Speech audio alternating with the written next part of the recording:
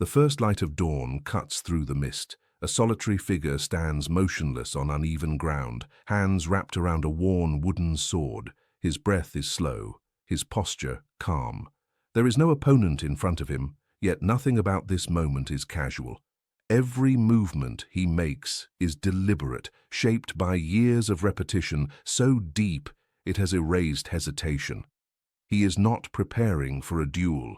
He is preparing for life. Because to him, there is no difference between how you train and how you live.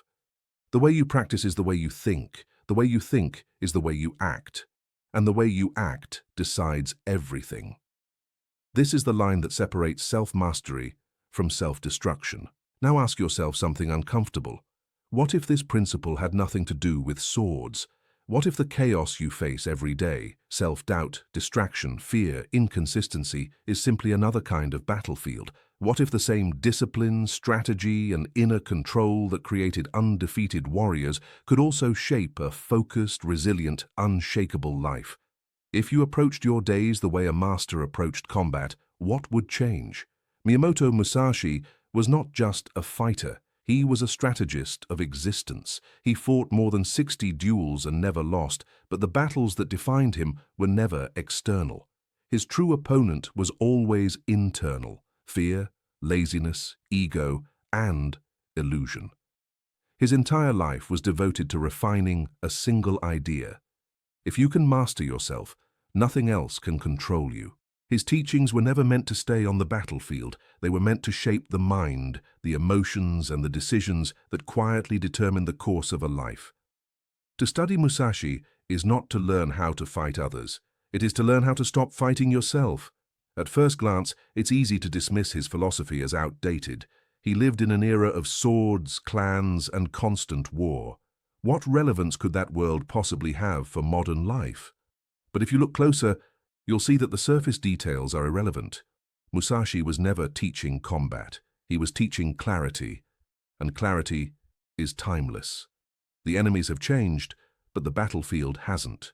Today, you are not threatened by blades, but by distraction, not by rival warriors, but by comfort, not by death in combat, but by slow erosion, procrastination, self-doubt, fear of failure, and the quiet surrender of potential. These are simply modern versions of the same forces Musashi faced, and the principles he lived by are just as effective now as they were then. One of the central pillars of Musashi's philosophy was discipline, not as punishment, but as structure. He understood that without discipline, talent decays. In a world where comfort is always available and distraction is endless, discipline becomes rare. But rarity is exactly what gives it power. Musashi rejected excess comfort. He avoided luxury. He stripped his life down to what mattered, not because he hated pleasure, but because he understood cost. Every unnecessary habit steals time. Every indulgence weakens focus. Every distraction dulls awareness. He wrote, "Do nothing that is of no use." That sentence is not moral advice. It is strategic. Applied to modern life, it is ruthless. It means removing habits that exist only to numb you. It means distancing yourself from relationships that drain more than they give. It means clearing mental clutter that keeps you busy but never fulfilled. If you do not consciously discipline your attention, the world will happily scatter it, and scattered attention leads to mediocre results. Another core lesson Musashi lived by was mental toughness. He believed fear was the most dangerous enemy of all, not because fear is powerful, but because it lies. He once wrote that you should accept death in your heart every day. This wasn't nihilism, it was freedom. When you no longer fear loss, rejection, or failure, you stop hesitating. And hesitation is what destroys momentum. Musashi entered duels calm, not because he lacked emotion, but because he had trained himself not to obey it. He knew that doubt, once entertained, becomes paralysis. That same principle applies now. Whether you're starting a business, making a difficult decision, or standing up for yourself, the ability to act without being ruled by fear separates those who move forward from those who remain stuck. he also believed mastery was never limited to a single skill. Mastery was a way of being. He wrote, "From one thing, know 10,000 things." In other words, how you train in one area is how you show up in all areas. Discipline in the body reflects discipline in thought. Precision in practice reflects precision in decision-making. This is why mastery in one craft often spills into leadership, creativity, and resilience elsewhere. The greatest performers in any field understand this instinctively. They don't see training as something they endure, they see it as identity. Mastery is not a finish line. It is a process that never ends. Near the end of his life, Musashi condensed his understanding into the Book of 5 Rings. Despite its association with swordsmanship, it is not a combat manual. It is a guide to strategy in all forms. It breaks reality into 5 elements: earth, the foundation; water, adaptability; fire, decisive action; wind, understanding others; and void, intuition and flow. These are not abstract ideas. They apply to decision-making, leadership, learning, and personal growth. Musashi believed that once you understood strategy at its core, you could navigate any domain because the principles never change. This is why his philosophy still matters. It teaches you how to govern yourself in a world designed to distract you. It teaches you how to build focus, discipline, and resilience without relying on motivation or external validation. Musashi lived by the belief that the way is in training, not someday, every day. He was born in 1584 during one of the most violent periods in Japanese history, the Sengoku Jidai. Constant war meant survival depended on more than strength. It required adaptability, awareness, and strategy. From childhood, Musashi was immersed in a world where mistakes were fatal. Unlike many of his peers, he was not raised in luxury or within the rigid structure of elite schools. His father, Shinmen Munisai, was a skilled swordsman, but Musashi grew up in harsh, isolated conditions. This environment shaped his independence and self-reliance. Solitude became a teacher. Hardship became refinement. At 13, he fought his first duel against Arima Kihei, a seasoned warrior from a respected school. Most boys his age were still learning basic forms. Musashi entered combat with a wooden sword and unyielding resolve. He won through ferocity, timing, and psychological dominance. That duel taught him something essential. Victory is never just technical, it is mental. After that, he chose the life of a ronin, masterless, wandering, unbound. While others sought security and recognition, Musashi chose uncertainty and growth.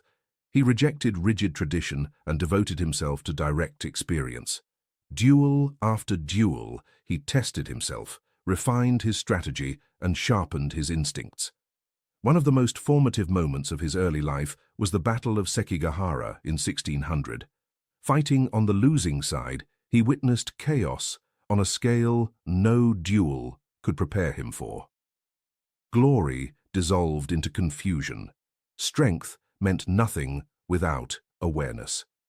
That experience reinforced his belief that survival and mastery required a mind free from attachment and hesitation. From that point forward, Musashi no longer saw combat as spectacle or honor. He saw it as a mirror, a test of the self. And that is where his philosophy truly begins. Because the moment you understand that the greatest battle is internal, everything changes. Your training becomes your life, your discipline becomes your freedom, and mastery stops being about domination and becomes about alignment. If this resonates, leave a comment with one habit, fear, or distraction you know is holding you back, and that you're ready to confront. Once you understand that mastery begins with the self, the next truth becomes impossible to ignore. Most people don't lose their lives to failure. They lose them to drift. They don't collapse all at once. They slowly give up control of their attention, their habits, and their standards. Days blur together. Decisions are postponed. Comfort replaces intention. And before they realize it, their life is no longer something they direct, but something that happens to them. This is the state Musashi refused to live in. Chapter 2. Discipline as freedom, not restriction. Miyamoto Musashi understood discipline in a way most people never do. To him, discipline was not about forcing yourself to suffer, it was about removing chaos. It was about clearing the path so energy could move in one direction instead of leaking everywhere. Modern culture teaches you that discipline limits freedom, that structure is oppressive, that doing whatever you feel like is the highest form of self-expression. Musashi believed the opposite. Without discipline, you are not free, you are reactive. You wake up responding instead of deciding. You spend your time answering demands instead of pursuing purpose. You move according to impulse, mood, and distraction. That is not freedom. That is dependence. Musashi stripped his life down to what mattered so that nothing unnecessary could control him. He rejected luxury not because it was evil, but because it created weakness. Comfort dulls awareness. Excess creates attachment. Attachment creates fear, and fear destroys clarity. Discipline for Musashi was the act of choosing ahead of time how he would live, so he wouldn't have to decide in moments of pressure. That is real freedom. Most people live in constant negotiation with themselves. Should I train today or skip it? Should I focus or check my phone? Should I speak up or stay quiet? Should I start now or wait until tomorrow? These decisions seem small, but they drain energy relentlessly. By the end of the day, you're exhausted, not from effort, but from indecision. Musashi eliminated this entirely. He did not ask how he felt. He did not debate. He did not wait for motivation. He acted according to principle. Once a principle is chosen, action becomes automatic. That automation is what conserves energy. Musashi wrote, "Do nothing that is of no use." This is not about productivity, it is about alignment. Anything that does not serve your path weakens it. In modern life, this applies everywhere. Mindless scrolling that leaves you empty, conversations that exist only out of obligation, commitments made to avoid discomfort, goals pursued to impress others instead of fulfill yourself. Each one consumes time, attention, and energy without giving anything back. You don't feel tired because you're doing too much. You feel tired because you're doing too much that doesn't matter. Musashi was ruthless about subtraction, not emotional, not dramatic, precise. He knew that a warrior burdened with excess dies quickly, a life burdened with excess dies slowly. Discipline of attention. One of Musashi's most overlooked strengths was his control of attention. He did not allow his mind to wander unnecessarily. He observed carefully. He listened fully. He acted decisively. Attention is the most valuable resource you have. Where it goes, your life follows. Modern life is designed to fragment it. Notifications, news cycles, endless content, comparison culture. Every fragment weakens focus. Every distraction trains your mind to be shallow. Musashi trained his attention the way others trained their bodies. When he practiced fully. When he rested without guilt. When he absorbed details others missed. This depth gave him an advantage that strength alone never could. If you cannot control your attention, you cannot control your life. Discipline is how attention is reclaimed. The cost of comfort. Musashi avoided comfort because comfort dulls urgency, not panic, urgency of purpose. When life becomes too comfortable, you stop sharpening yourself, you postpone growth, you delay difficult decisions, you tolerate mediocrity.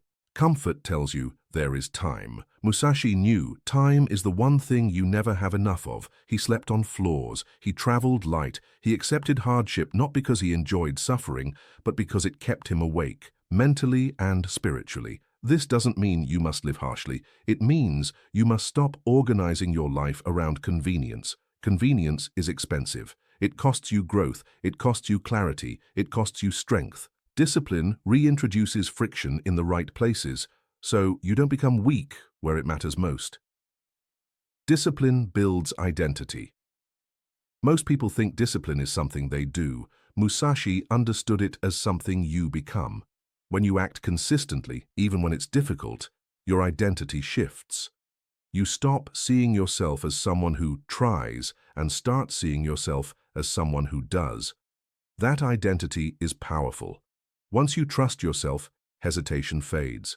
Once hesitation fades, action becomes natural. Once action becomes natural, mastery begins. This is why discipline eventually feels lighter than chaos.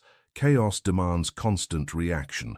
Discipline runs on momentum. Look at your own life. Where are you undisciplined? Not because you don't care, but because you've avoided choosing. Where have you left decisions open that should have been closed long ago? Where are you spending energy negotiating instead of acting? Musashi would not criticize you. He would simply tell you this: choose your principles, then obey them, not perfectly, not harshly, consistently. Discipline is self-respect. At its core, discipline is respect for your future self. Every time you follow through, you build trust. Every time you avoid, you erode it. Trust in yourself is a form of energy. When you trust yourself, you move faster. When you don't, everything feels heavy. Musashi trusted himself because he trained that trust daily. Not through words, through action. That trust made him calm under pressure. That calm made him lethal in combat and precise in life. This is the second lesson. Mastery does not come from freedom without structure. It comes from structure that creates freedom.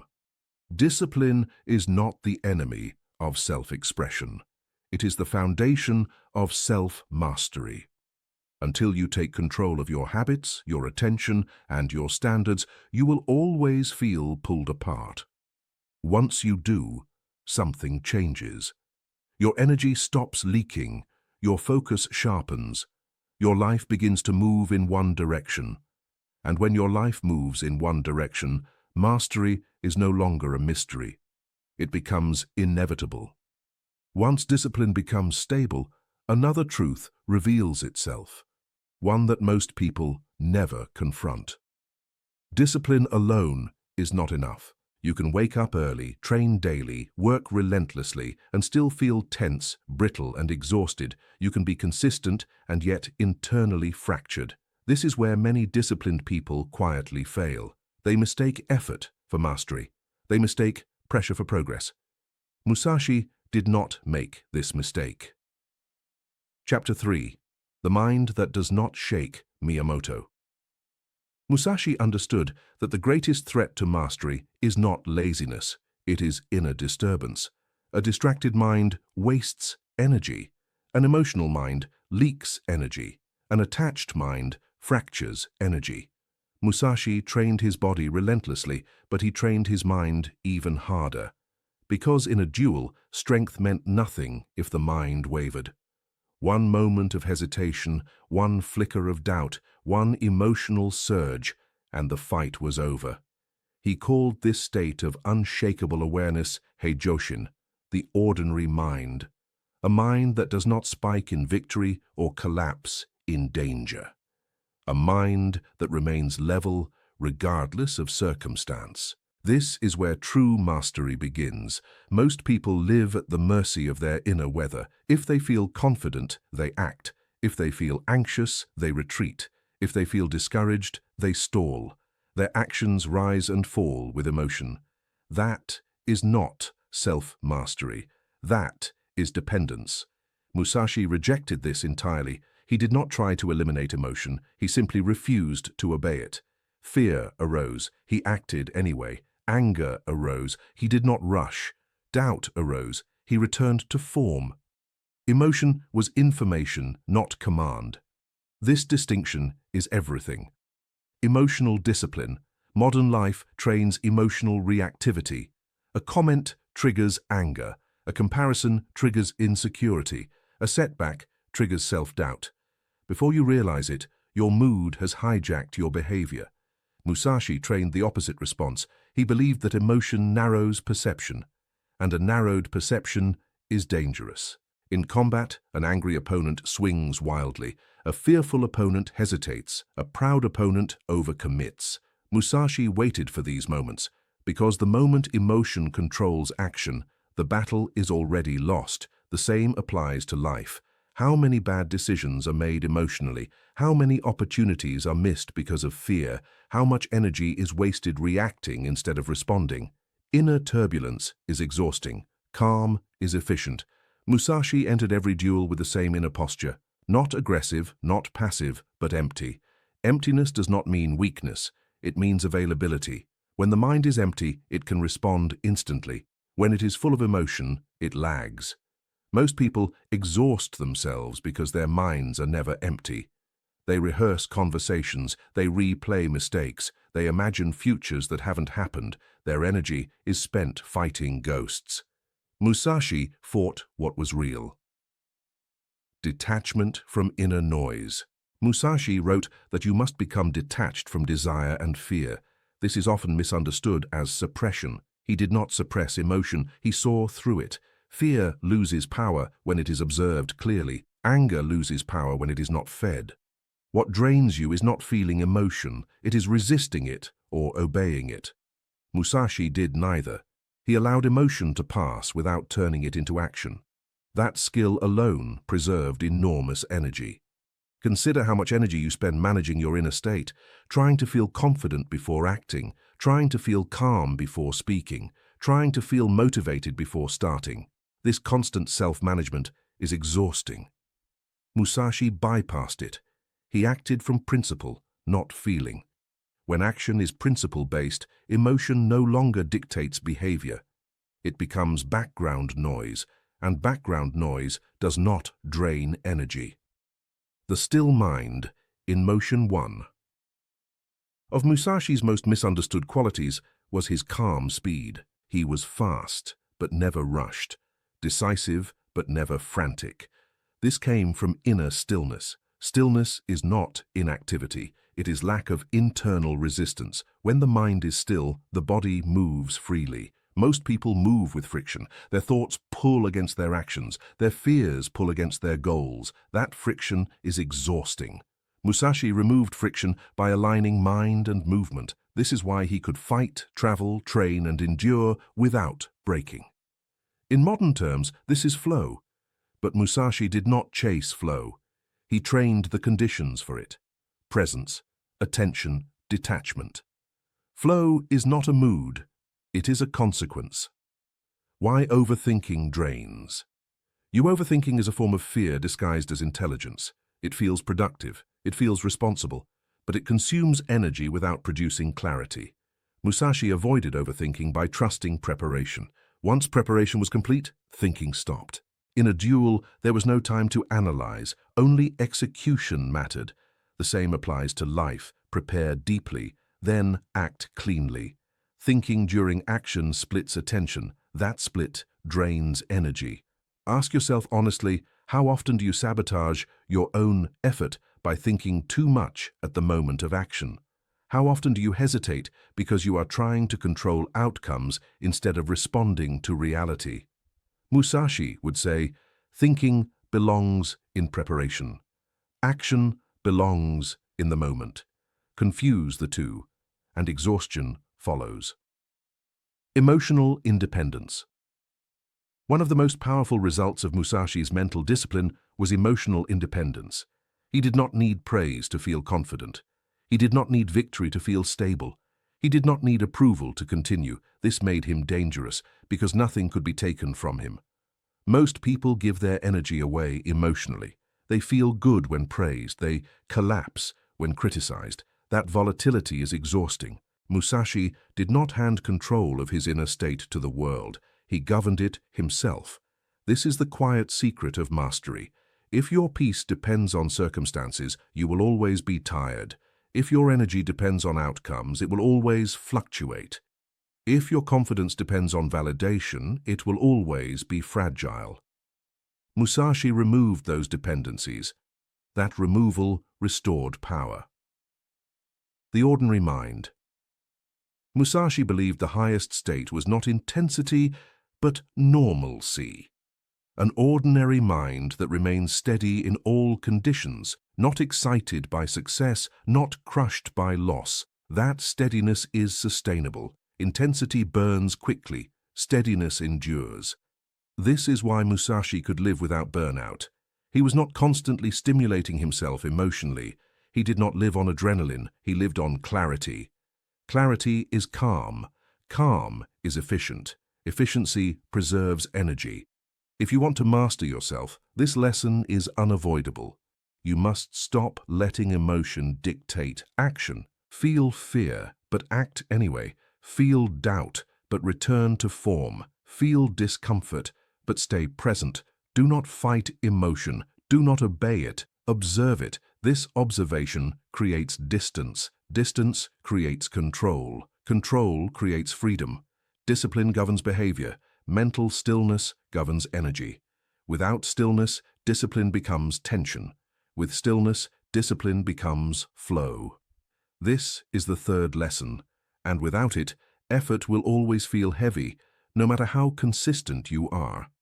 Master the mind that does not shake, and you will discover that energy was never missing. It was simply trapped in noise. Once the mind becomes steady, another illusion begins to fall apart, one that quietly controls most lives.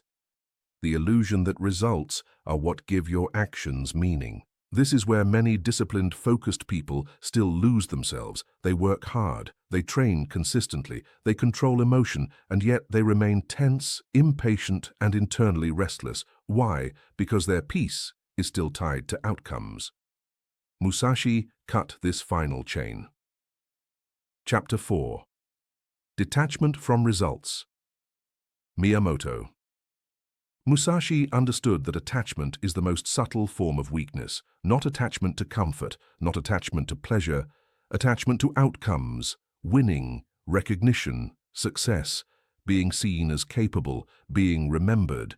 These attachments don't look dangerous, they look normal, even virtuous. But Musashi saw clearly what they do to the mind. They create tension before action. They create fear during action. They create disturbance after action. And disturbance drains energy faster than effort ever could. Musashi lived in a world where results mattered intensely. A single duel could define your life or end it. Yet he trained himself to enter combat without clinging to victory.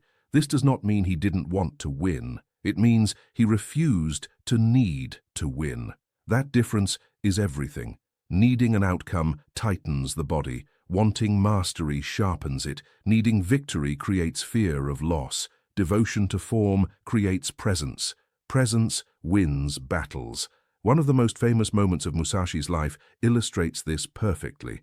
After years of undefeated duels, he faced Sasaki Kojiro, a master swordsman known for speed, elegance, and reputation. Their duel was arranged on a small island. The crowd expected spectacle. Kojiro arrived early, composed, polished, confident. Musashi arrived late, calm, unwashed, carrying a wooden sword carved from a boat oar. The duel ended in moments. One strike. Kojiro fell. Musashi turned and walked away. No celebration, no explanation, no claim of victory, because the outcome was irrelevant once the action was complete. Musashi did not stay to absorb praise or reinforce identity. He left empty. That emptiness preserved his energy. Most people live in the opposite state. They rehearse outcomes before acting. They judge themselves while acting. They replay results afterward. Their mind never rests. Even success becomes exhausting because it must be defended, repeated, or surpassed. Musashi avoided this trap entirely. He believed the moment you attach your peace to an outcome, you surrender control of your inner state. And surrendering inner control is the beginning of exhaustion. Think about how much energy you spend worrying about how things will turn out. Will this work? What if I fail? What will people think? Will this be worth it? These thoughts don't improve performance, they drain it. Musashi would have called this wasted motion. In swordsmanship, wasted motion gets you killed. In life, it gets you tired. Acting without carrying the result. Musashi trained himself to act fully, then release completely. Once a strike was made, it was over. Once a decision was taken, it was finished. No mental residue, no replay, no self-judgment. That mental cleanliness allowed him to recover instantly and remain sharp. Most people never release. They carry the weight of past outcomes into present action. They bring yesterday's failure into today's work. They bring tomorrow's fear into today's decision. That temporal weight crushes energy. Musashi stayed in the moment because the moment was the only place power existed. This principle applies everywhere. When you work only for results, work feels heavy. When you train only for progress, training feels endless. When you speak only for approval, communication feels tense. But when you act for mastery, everything becomes lighter, not easier, cleaner. Detachment is not indifference. Detachment does not mean you stop caring. It means you stop clinging. Musashi cared deeply about refinement, about precision, about mastery. He obsessed over improvement, but he did not tie his identity to success. Identity-based action is fragile. When identity is at stake, every mistake feels personal. Every setback feels threatening. That emotional load is exhausting. Musashi removed identity from outcomes. He did not need victory to confirm who he was. He already knew. Ask yourself honestly, how much of your effort is driven by the need to prove something to yourself, to others, to the world? That need is expensive. It turns every task into a test. Musashi refused to live under constant examination. He acted, learned, refined, and moved on. That forward motion preserved energy. Freedom from comparison. Attachment to outcomes also fuels comparison. If results matter too much, you are always measuring yourself against others. Who is ahead? Who is behind? Who is winning? Comparison fragments attention. Musashi never compared paths. He walked his own. That singular focus made him unpredictable and unstoppable. Modern life amplifies comparison endlessly. Metrics, rankings, social proof. Every glance outward pulls energy away from the path in front of you. Musashi stayed inwardly oriented, not in ego, but in direction. Direction eliminates comparison. When you know where you're going, other paths lose relevance. Presence over. Projection attachment projects your mind into the future. What will this lead to? How will this end? Projection creates anxiety. Musashi trained presence. What is happening now? What is required here? Presence collapses fear. Fear cannot survive in the present moment. This is why Musashi appeared calm even in lethal situations. His mind was not racing ahead. It was anchored. Anchored minds conserve energy. If you want to master yourself, you must release this final illusion that outcomes are what give life meaning. Meaning comes from alignment, not results. Do the work cleanly. Train precisely. Act fully. Then let go. When you stop gripping outcomes, effort stops feeling like pressure. When effort stops feeling like pressure, energy returns. This is not weakness. It is the highest form of control. Musashi did not dominate life by forcing it. He moved with it, without attachment. That freedom is why his discipline did not break him. That freedom is why his clarity endured. This is the fourth lesson. Without it, discipline becomes rigidity. Focus becomes obsession. Mastery becomes exhaustion. Detach from results. And you will finally feel how light mastery was always meant to be.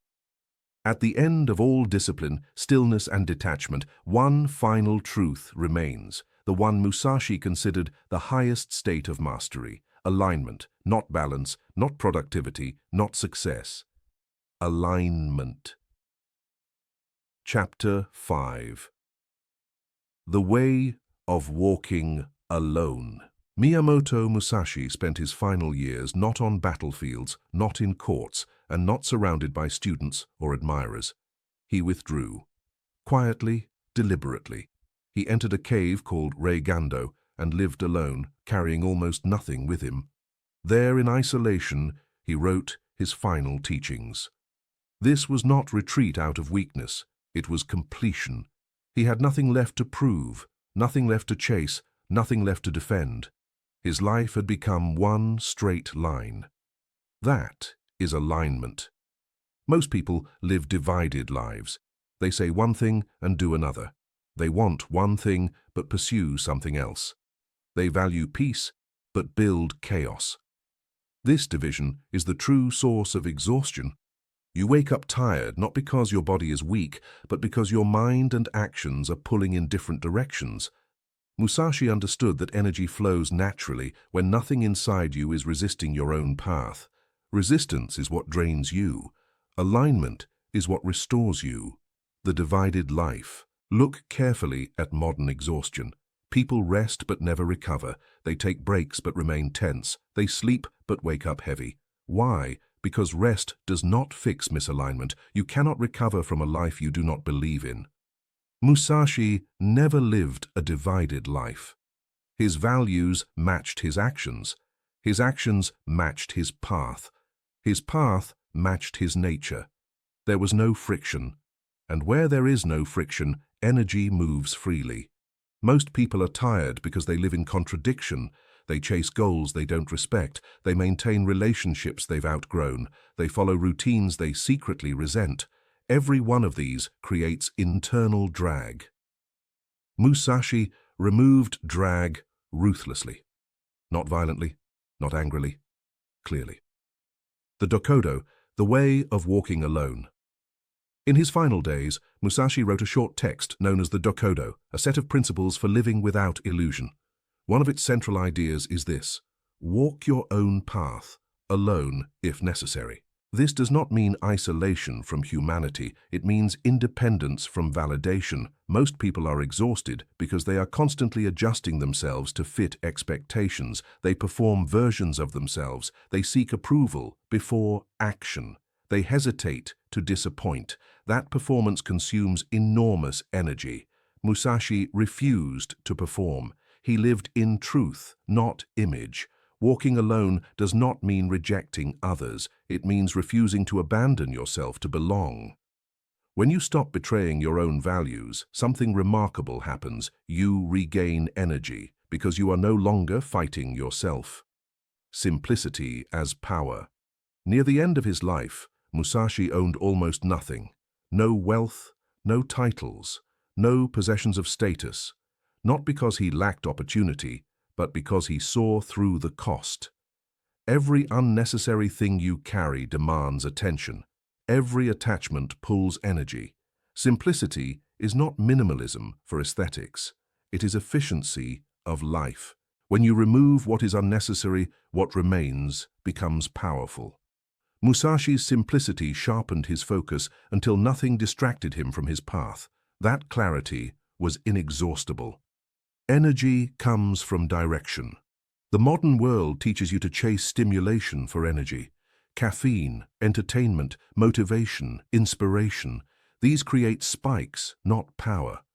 Musashi lived without stimulation, and yet he was never dull because direction generates energy. When your life points clearly in one direction, movement feels natural.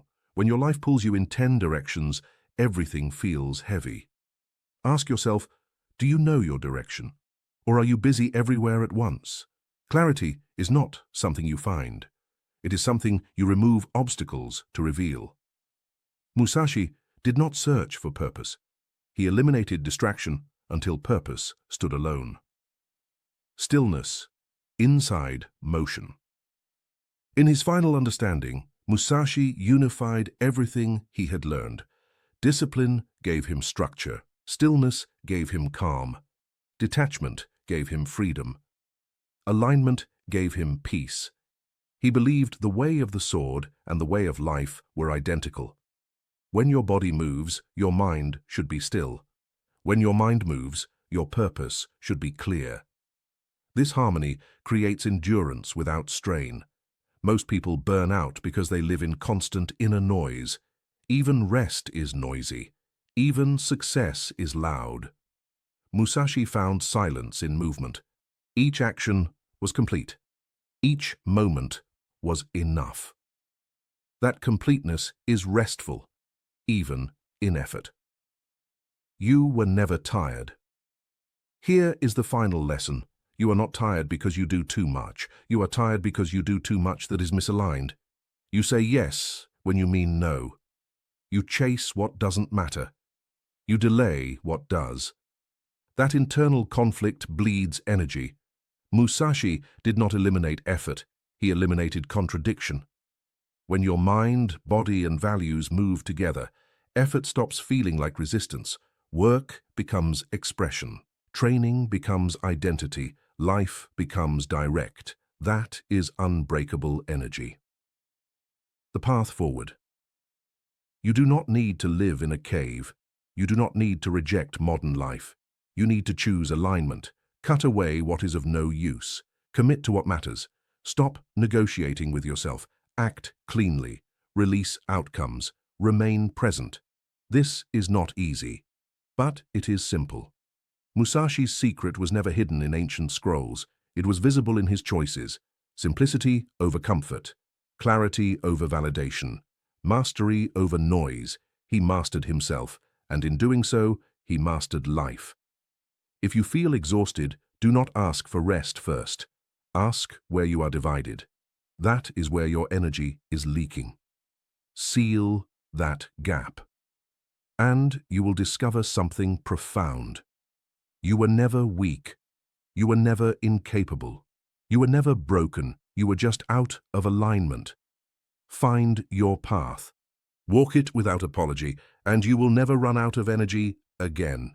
If this series changed how you see discipline, energy, or mastery, comment with one thing you are ready to cut away and one thing you are ready to fully commit to. Thank you for watching this video. Click here to watch another video that might interest you.